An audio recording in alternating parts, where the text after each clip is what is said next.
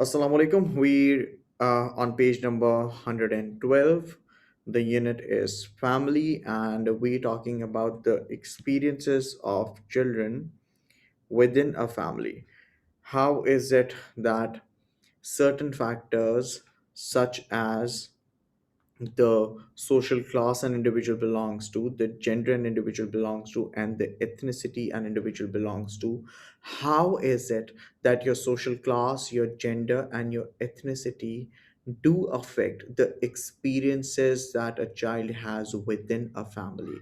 In other words, factors such as ethnicity, gender, social class, what sort of contribution do they have towards the experiences an individual has within a family, right? Now, although historical and cross-cultural perspectives are necessary and useful, a further dimension is that of divisions within contemporary society. You know what? When you talk about the experiences that individual has, or in this case, children have, if you remember, we have spoken about Philip Aries. We've spoken about, while discussing Philip Aries, we spoke about a comparison between how that this distinctive phase of an individual's life was treated like till a couple of centuries back. And that is an example of historical comparison by a study that was conducted by Philip Aries. And then if we talk about cross-cultural perspectives, or if we speak about cross-cultural comparisons, we had the study that was conducted by Malinowski on the Islanders. And we discussed how children in the Trobriand island, how their experiences, how the idea of childhood is that they have, and how is it that it is supposed to be, or is seen to be different from the childhood experiences that individuals have in contemporary society. Now, to put this into context, what we're talking about is historical and cross-cultural comparison, right? We respect them both, and we do know understanding them, or referring to them, is a good thing in order for us to have a better understanding in terms of the experiences individuals, children in this case, have. However, at the same time, another thing that we should not be ignoring is the different experiences individuals have within a contemporary society, right? And I keep on using the word individuals, I'm actually referring to children over here, right? Now, within contemporary societies, I mean, it isn't that if we talk about children or the childhood experiences that individuals have in contemporary society, ऐसा नहीं है कि वो सारे के सारे similar होंगे, आपको कहीं पे भी homogeneity नजर नहीं आएगी, right? We all do know that there are variations that individuals have on the basis of social class differences, gender differences, and ethnic differences. Now, taking it a step further, this is the idea that children of different classes, genders, and ethnicities have different experience of childhood. To start off with social class over here, there you go. As we refer to social class, the class into which a child is born has a major impact on the experience of childhood. We had spoken about Brazilian children earlier. His study of Brazilian street children back in 1998 highlighted this by making a distinction between the nurtured and the nurturing child, right? When you talk about the nurtured, and if we compare it with the nurturing child, the former are the children of the wealthy, for whom childhood is a time when they're looked after by parents, their teachers, and the servants. And on the other hand, when we talk about the nurturing child, this is the offspring of the poor, for whom childhood is largely spent looking after others, that is, their parents, their sibling, and the wider kin. I don't think what we have over here about Brazilian children is something that might sound too alien to us. We all do know this because quite a lot of this happens in our part of the world too. To put it in a simplistic manner, we're talking about the nurtured child and we're talking about the nurturing child. When we refer to the nurtured child, we're talking about the offsprings of the wealthy, right? We're talking about rich children, to put it in a simplistic manner, right? Rich children. And if we compare it with this over here, we're referring to the poor children. I'm sure everyone sitting over here would agree that if we talk about the children of the rich, we do know, I mean, this happens in our part of the world as well, this happens in our country, our city as well, that the children of the rich are taken care of by their parents, by their teachers, and they have a lot more domestic helpers that are present there at their place to look after them. However, on the other hand, it's a very different picture when it comes to the child of the poor, right? The offspring of the poor, for whom childhood experiences are very different. They usually spend their childhood looking after their parents, financially or otherwise, looking after their younger siblings if their parents are too busy earning, and the wider kin as well. I'm sure you can relate to this. We very often come across street children on the street who are begging, who do mention how they are there selling whatever they're selling, or even begging, trying to make ends meet, trying to help their families financially, right? The nurtured child, that is the child of the rich, is one who draws upon family capital. Now, if you talk about the children of the rich, how is it that their experiences are different, right? They draw upon family capital. The rich, right? The rich children, let me just put it over here. Rich children, if I talk about rich children over here, they draw upon family capital, while the nurturing child is one who contributes sustainability, who contributes substantially to that capital, right? A rich child inherits money.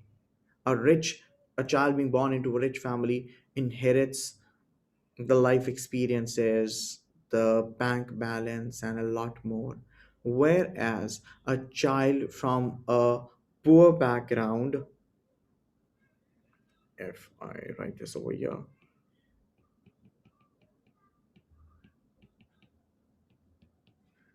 this a child from a poor background, they are usually contributing substantially to the that capital, to the family's capital, right? Now, I hope everyone gets this, but you know how we have at times we do come across children who are busy earning so that they could add up, or so that they could have their own tiny little contribution towards how the family's money matters work, right? In societies without such extremes of wealth and poverty, this distinction is played out more subtly, right? Now, this, the Brazilian children's experience, or you could talk about children in the subcontinent, we could talk about India over here as well. You know, these differences that we're referring to over here, they are very prominent, they're very evident, right? And however, if we talk about societies where there aren't much of extremes to be witnessed, this still does happen, but it happens in a more subtle manner, right? Although class based experiences are always related to inequality, economic as well as cultural, in many countries, some upper class children attend private boarding schools, which give them a very different experience of childhood from the working or the middle class peers. Now, let me talk about the UK over here, right? In UK, you do know that there are private boarding schools like the like the Eton. They are very expensive, and not everyone is able to send their child there. Now, you know, the financial upper edge is always there, but simply being able to be a part of such prestigious institutions automatically gives the children of the rich a push start towards a successful future. And I would like to add up, this is more like securing, or securing, I think would be the word, securing a more stable Yes, sir.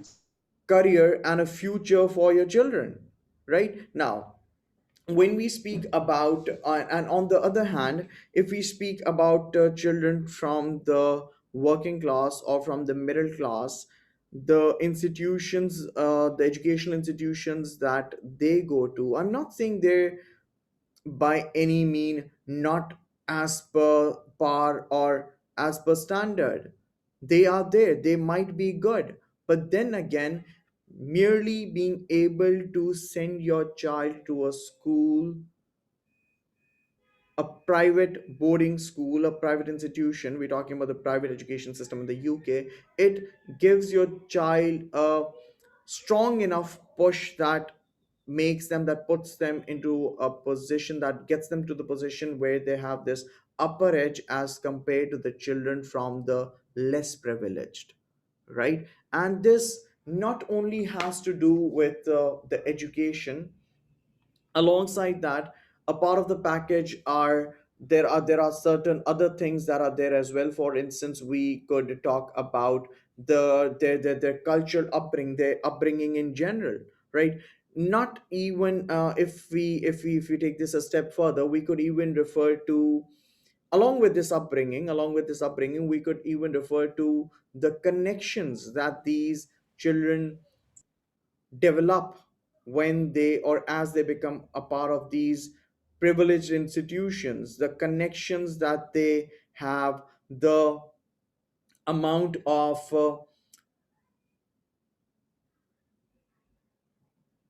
PR that they develop. It's something that goes way beyond their educational phase of life. I hope everyone gets this, right? Now, taking this ahead, in many countries, some upper class children attend private boarding schools, which give them a very different experience of childhood from their working or middle class peers. According to Bourdieu, we're talking about Pierre Bourdieu over here. Pierre Bourdieu came up with the concept of a cultural capital and social capital. I'd like to highlight this here and then explain it to you. According to Bourdieu, the economic inequality on which this is based, like I said, they're so expensive. Not everyone can afford to send their children here. According to Bourdieu, the economic inequality on which this is based, the boarding school fees can sometimes cost almost as much as average full time yearly earnings, give a range of cultural advantage to these children as well. And we're referring to the social capital over here. Remember, by being a part of institutions like these, they are a part of social networks, like I said, that go way beyond your educational experience, right? We're talking about the social capital, how these people are connected through social networks and the value that these connections have in adult life. We do have some institutions like these in Pakistan as well. I mean, of course, the institutions that we're referring to in the UK, they're again different and more expensive. But nonetheless, there are certain institutions where children, along with academics, are also sent for the social capital.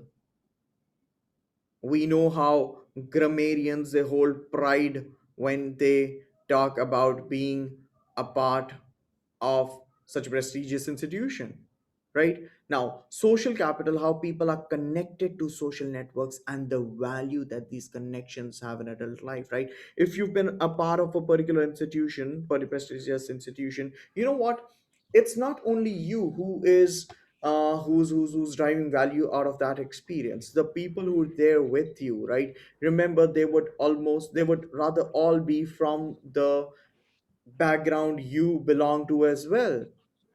And not only that, tomorrow, I mean, as it is benefiting you, like I said, this is going to uplift your career opportunities, so is it going to help the other children over there as well. And likewise, कल करा आप एक अच्छी position पे होंगे तो वो भी एक अच्छी पोजीशन पे होंगे, and then it's more like you helping them helping you, right? So we talking about the social capital over here, and remember I had mentioned the cultural capital too, which we speak about in a bit. अब जब हम बात करते हैं about जब हम बात करते हैं अबाउट द कल्चरल कैपिटल, यहाँ पे कल्चरल कैपिटल क्या है, right? What are we referring to when we talk about cultural capital over here. Cultural capital has to do with the non-economic resources. Now, as we refer to these non-economic resources over here, it's not always money.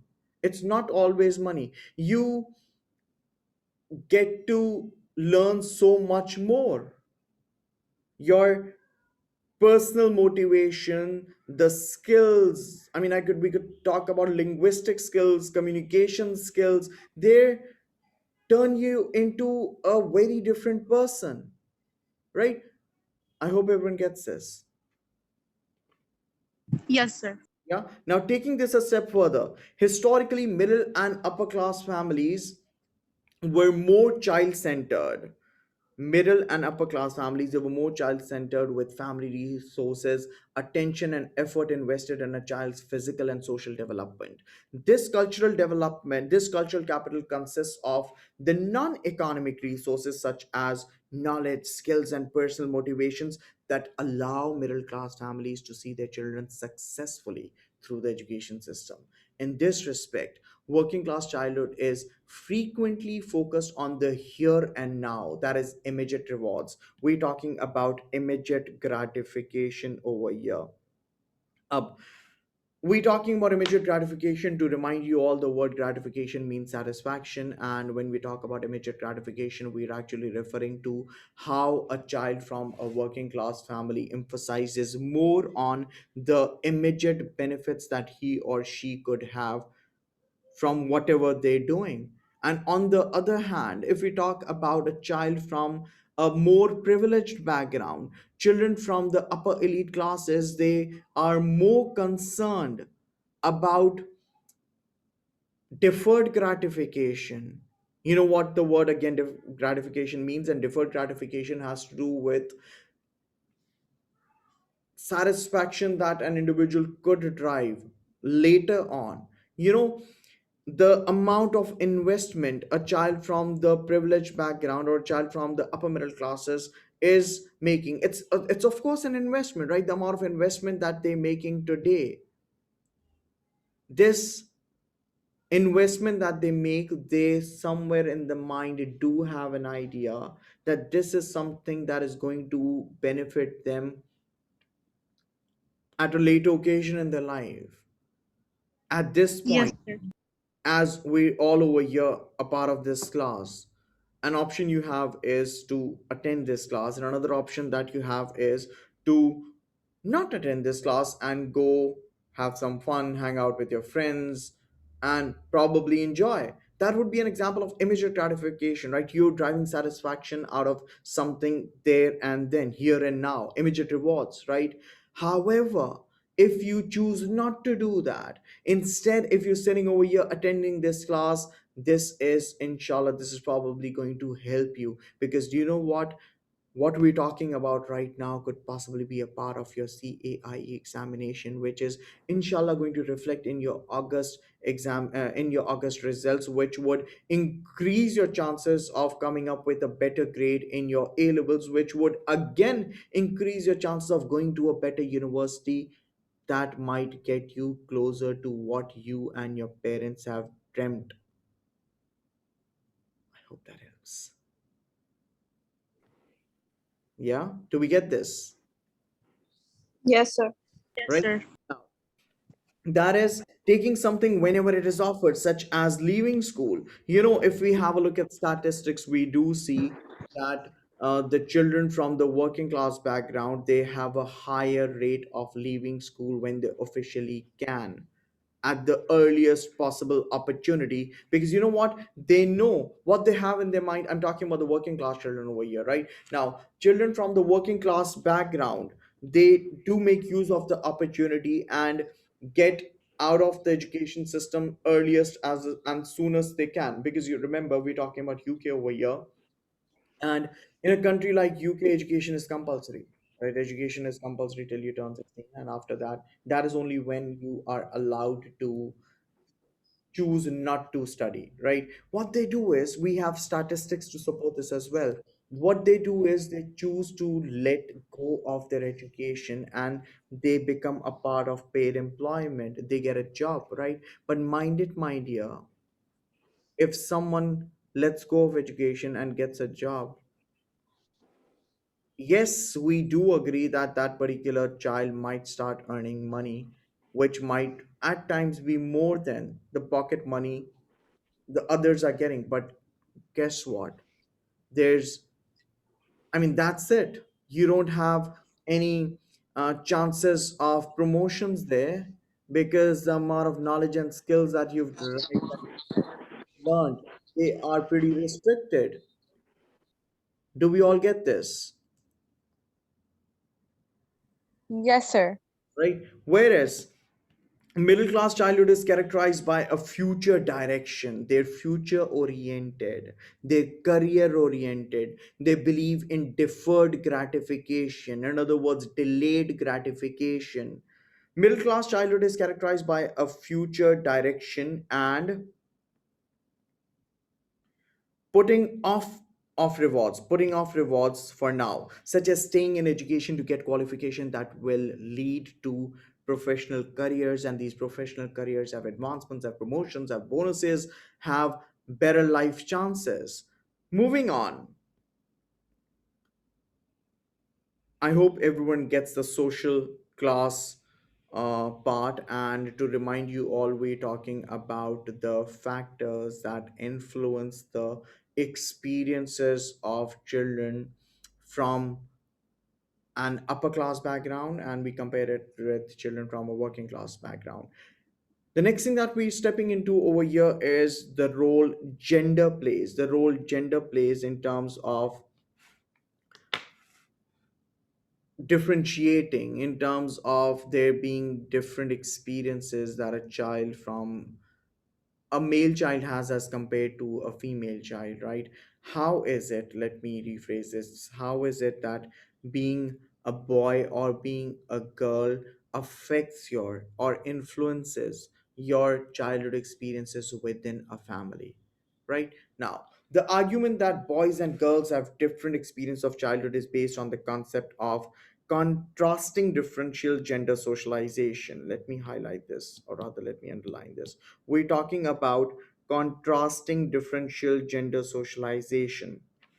We all do know what socialization is, and we all pretty much do have an idea about what gender socialization is. Remember, kids, in our part of the world and even in the West, there is a different socialization experience that a male child has as compared to a female child. To put it in the most simplistic manner, if we even if we speak about the toys that children get when they're young, or the way parents and the family communicates to them, a boy is referred to, I mean, you use the word strong for a boy more and pretty and beautiful for a girl more. Likewise, the amount of expectations the family first and the society then has from you, all of this is a part of a package. All of this does come under the heading of gender socialization. Now, parents often assume boys are psychologically and emotionally different from girls and treat them in different ways, right? We're talking about differences in terms of experiences, right? We're talking about differences in terms of experiences. And what we're talking about over here is the parental assumption about how boys and girls, they are psychologically and emotionally very different. Now, not only is this assumption, I mean, it's not that they just keep this in their mind. This eventually ends up reflecting in their behavior towards their male children and towards their female children. I hope everyone gets this. Yes, sir. Yes, sir. Right now, taking it a step ahead, Will et al. In 1976 demonstrated this by observing young mothers interacting with a baby called Beth. They offered her a doll to play with and used words like sweet to describe her. When introduced to a similar baby called Adam, they offered him a train and he received fewer smiles. Despite being treated differently, Beth and Adam were the same child dressed in different colored clothes. And I think this explains it all. It was the same child. And at one instance, the same child was referred to as Beth, and another, the child was referred to as Adam. This being a boy, this being a girl, we're talking about the same child. And when they made this child interact with young mothers, they, I mean, this isn't this an example of communication? The way you're communicating, you're not only communicating. This is a very subtle and an indirect process through which you are you teaching and you training a child as to what you expect from the child and what the society expects from the child. And I think this does clarify how your experiences can be different based on the gender you belong to, right? Taking it a step further, parents consciously and subconsciously treat their children in different ways by associating different objects, behaviors, and expectations with different genders, expecting associating rather different objects, different behaviors, and different expectations with different genders. For example, toys are used to reinforce gender ideas. Girls are associated with dolls and domestic toys. You know what? If we have a look at the toys that we received when we were young, I mean, I know we all, there are always exceptions that are there, but generally or typically what happens is there are dolls or domestic toys like a washing machine, a sewing machine, a hair dryer, a kitchen set. All of these are toys that are typically used for female children. Girls do get toys like these. Like I said, we always have exceptions, right? And at the same time, there are a different set of toys that are presented to boys, right? Now, taking this ahead, for example, toys are used to reinforce gender ideas. Girls are associated with dolls and domestic toys because because they reflect a future caring role, while boys, now see, these toys, something as simple as giving a child a present, look at the amount of difference this can make when it comes to the child's future.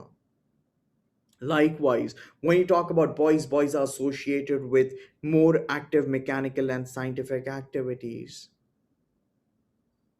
which could be something as, talking about these little remote controlled cars or jeeps और automobiles जो आप बच्चों को दे रहे होते हो, इससे don't you think this has chances of developing more of interest towards speed, acceleration, force, which might eventually translate into the child developing interest in physics, leading to a career, leading to the child wanting to opt for an engineering degree and changing the child's life altogether. It could be something as simple as a toy that you gave a child as a present, right? Now, parents often expect girls to do more domestic chores, and girls' behavior outside the home is more tightly controlled. According to Martin and Roble, suggests that children are gender detectives. Sir, Yes, child. um, sir, are we supposed to like refer to different sociologists and the names that have been mentioned during this class, like in our mock in our answer when we write an answer? Do we need to like refer to Okay. every single sociologist. Okay, let me make this very clear. No one's asking anyone to write down every single name, right? Give me 2 minutes, I'd clarify it all. However, you do realize the content we're studying right now isn't something that we did not know of. I mean, back in our mind, all of us did have an idea about whatever is being discussed over here. Now, what makes an answer different? What makes an answer, a sociology essay answer, different from something that is being discussed merely on the basis of common sense? One, perspectives. Two, the sociological references slash evidence slash statistical support wherever you can.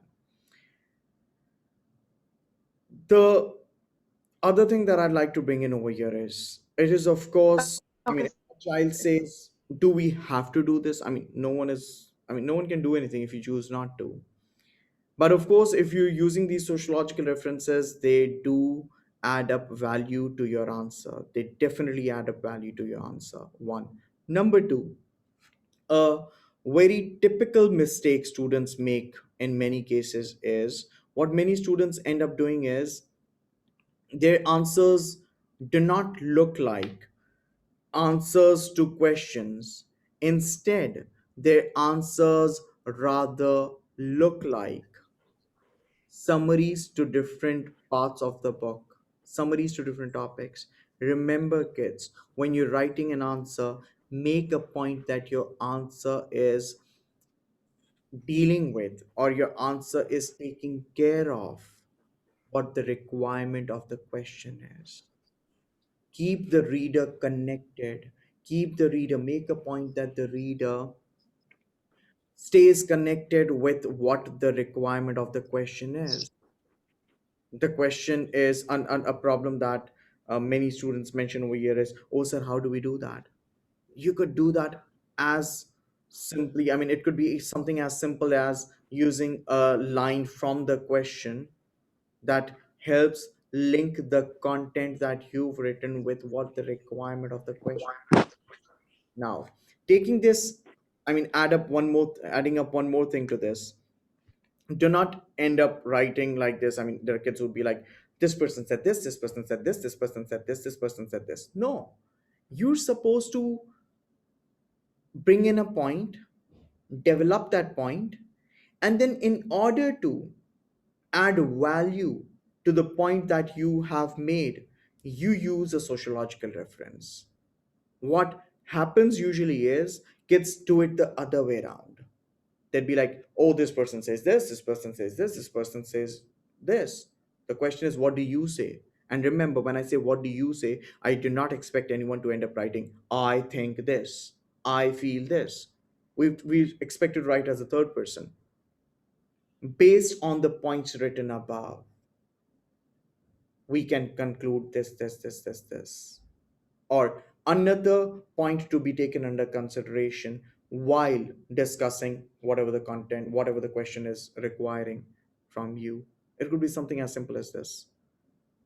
I hope I've answered your question.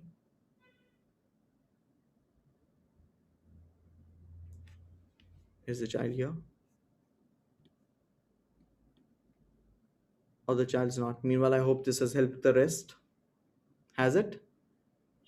Yes, sir. Yes, sir. All right. Now, Yes, sir. moving on. We're talking about children being seen as gender detectives. They search for clues about gender appropriate behavior from primary sources, their parents, their peers, and secondary sources such as the media. Just have a look at the children that you have in your immediate family or extended family. I'm sure you'd be able to pinpoint at least one instance where you've actually felt this happening in your family. The term gender detectives being used over here has to do with children searching for clues about gender appropriate behavior. Let me underline this over here. Children searching for clues about gender appropriate behavior, and this is done through primary sources and secondary sources both. You've seen how children very quickly pick up on the interactions they have with their siblings, with their family members, immediate or otherwise. And I'm sure you've noted how kids learn so quick from the media. They're actually searching for cues. They want to know what it is like being a male or being a female. We get this, right? Do we? Yes. Yes, sir. Now, peers shape and reinforce. Peer group, they shape and reinforce gender identities. Shaping is one thing, reinforcing just makes it. Yeah. Do you know what? There are many people who claim that these gender identities are initially formed at home by families. Okay, let's accept that for now. Even in that case, an individual requires constant confirmation.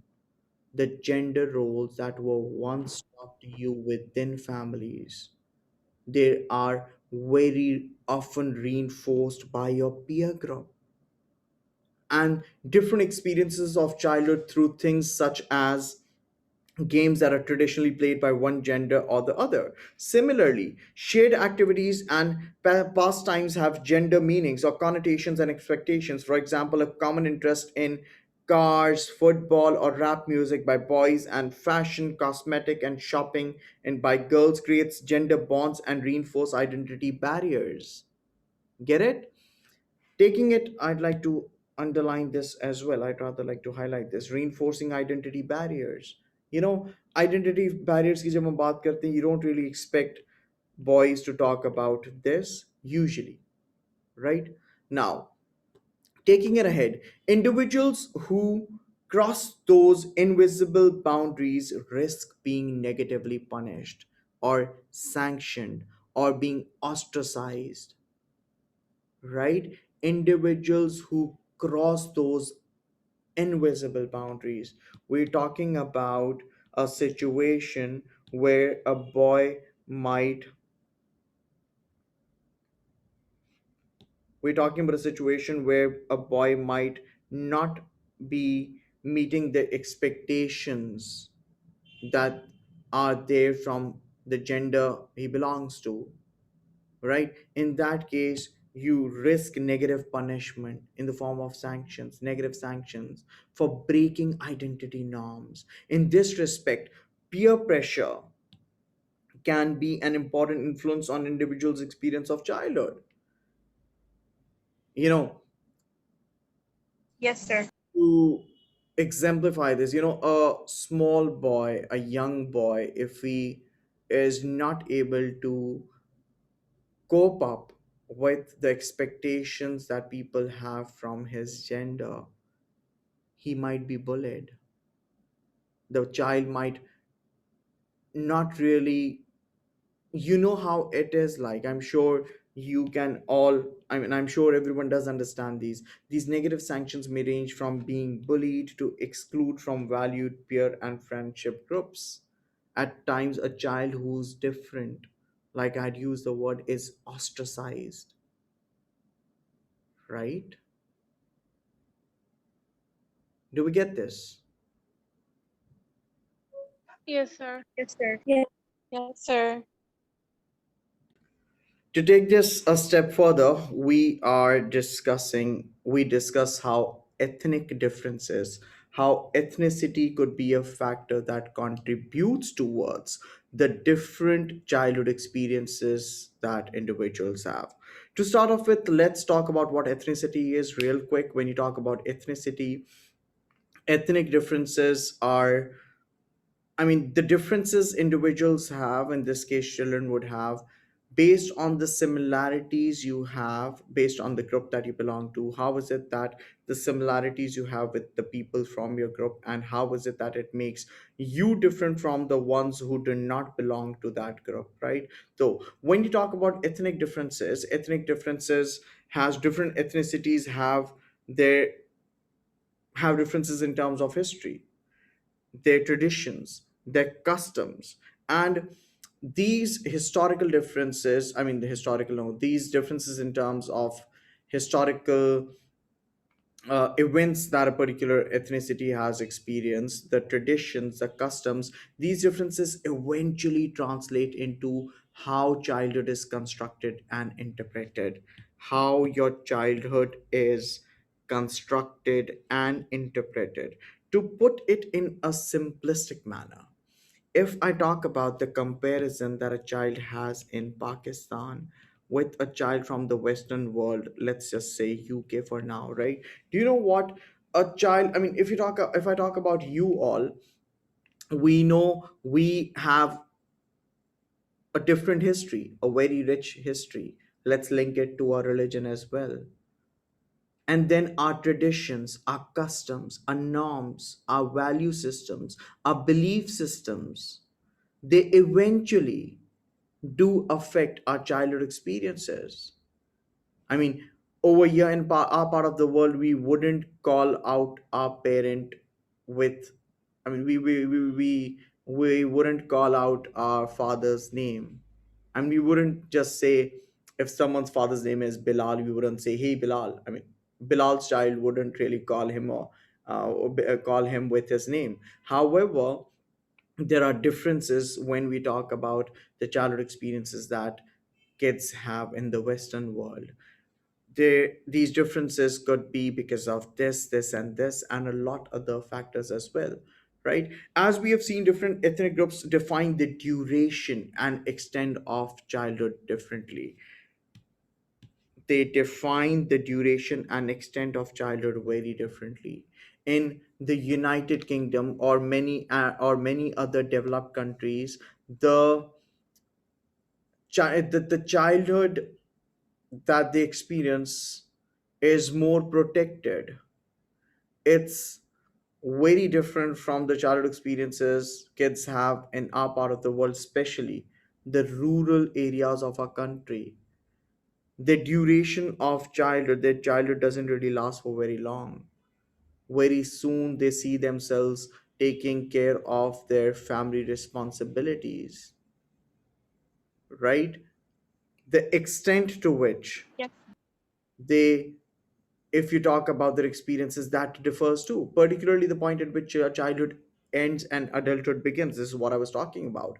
Different ethnicities also develop Different ethnicities also develop their own ideas about childhood divisions. In modern industrial society, for example, the idea of childhood has gradually been extended to a later age through factors such as participation in compulsory education. You know what? When you are a part of compulsory education, when you're studying there, I mean, we cannot really expect you to do more than that. I mean, a lot more than that. Like, if a child is a part of compulsory education, and if you talk about the more developed countries, there is strict implementation in terms of restrictions being there against child labor. तो आपका childhood का जो tenure है, जो duration है, वो automatically prolong होता जा रहा है, वो एक्सीड होता जा रहा है, वो बढ़ता जा रहा है. This has resulted in the development of different childhood categories, especially those used to describe later childhood behaviors such as teenies and then teenager behavior. Taking it ahead, different ethnic groups may experience different levels of poverty and affluence that place restrictions on or provide opportunities for childhood experiences. We're talking about money again. You know what? Social class is a factor, gender is a factor, so is ethnicity. But to remind you all, we cannot just isolate one factor from others and claim that this factor, any XYZ factor, in this case, ethnicity, alone would be responsible for the childhood experiences. It is always a complex interplay. It is always a combination, right? For instance, ethnic groups develop different ideas about how their children should dress, should speak to adults, and with whom they can socialize. I don't think this requires a lot of explanation, right? Yes, sir. Now, Brannon and Oakley in 1994, I'd end up highlighting the entire thing. Brandon and Oakley in 1994, for example, found that Asian parents in the UK placed greater restrictions on their children's freedom of movement and association, particularly with their daughters. Doesn't this actually support what I just said? Right? Yes, sir. When you're writing down answers, like I was mentioning a couple of minutes back, you write your point. Don't say, I'm saying it, a general idea. You bring in your point, and then in order to support whatever you've written, you could use a sociological reference. Brandon and Oakley, Yes.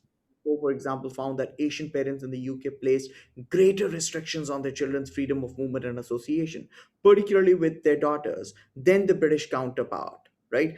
Another reference that we have over here, Song in 1999 also noted the significance of the family as workplace for some ethnic minority children, right? The significance of being the family as workplace for some ethnic minority children in the UK, particularly Chinese ethnicities, but also extending into Italian and Asian identities. This relates to how children are co opted into the family workspace. In the case of Chinese families running restaurants in the UK, Song noted how children are expected to play a part in the family's business.